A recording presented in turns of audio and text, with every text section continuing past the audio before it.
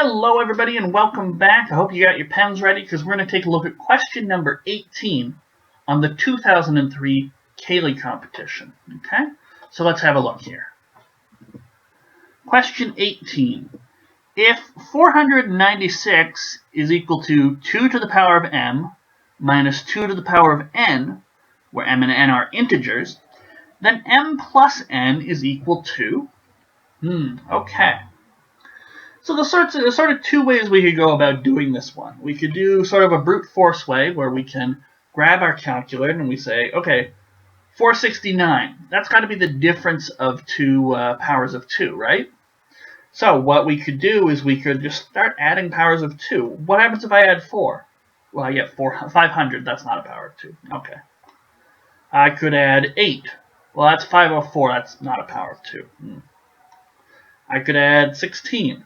Hey, that's 512, and that is a power of 2. 16 is 2 to the 4. 512 is 2 to the 9, so m should be 9, n should be 4, and we'll get 9 plus 4 is 13. So my answer should be A. Okay. Now that works just fine if you're brute forcing it, just because the numbers turn out to be nice. If we take a look at the possible answers, 14 is the highest, so you know we're not going to go above 2 to the power of 14 or anything like that. Okay, so neither m nor m will be higher than 14, so the calculator way is okay.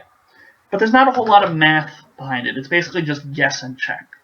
If we were to encounter this question later on, maybe on next year's paper, maybe on a Fermat paper, which is a little harder, and they give us a much bigger number, a much bigger possibilities, and we would be sitting there adding on our calculator different powers of 2 over and over again, with no clue as to whether or not we were getting close. We're just going through all the powers of 2.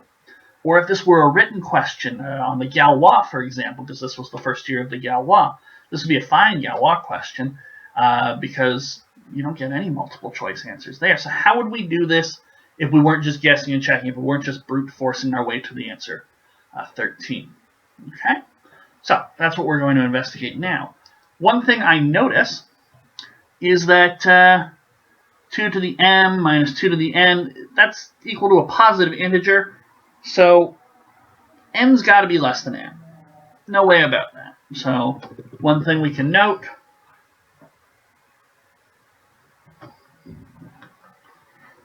and by the way, the brute force way has a little bit of mathematical justification. If we know this, then what we've done is we've just rearranged and said, aha, if I just add on powers of 2, eventually I'll get another power of 2. That's the idea behind the brute force way. It's just a rearrangement of the equation. Some of you might need to take a step to do that. Some of you might just jump to it in your head. But one thing we can note, n has got to be less than m. If they were equal, we'd get an answer of 0 here. And if n were bigger than m, we'd get a negative number. Okay? So one thing we can do, to be a little more mathematical about this, is we can take out a factor of n here. We have to sort of remember how do exponents work when doing this equation. But it all works out there. If you wanted an intermediate step, we'd have 2 to the n minus n, but that's just 2 to the 0, and 2 to the 0 is always 1.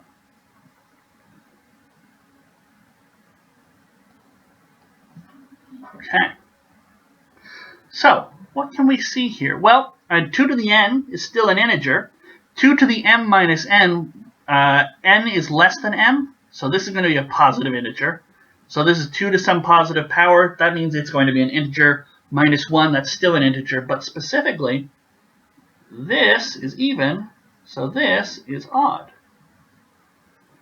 So we've got 2 to the n times some odd number.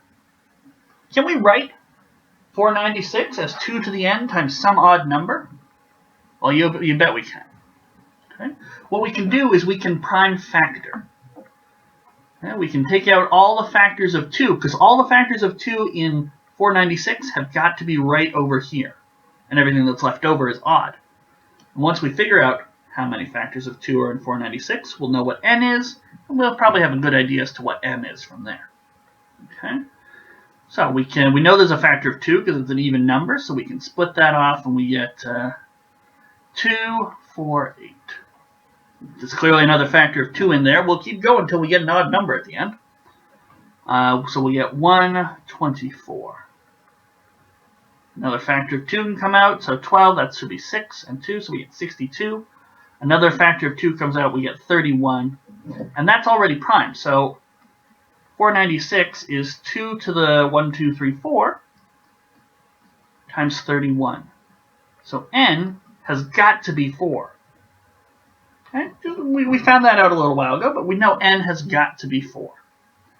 So now we could either, work out, okay, well, 2 to the m is going to be 496 plus 2 to the n, which is 496, plus 2 to the 4, which is 496, plus 16, which is 512.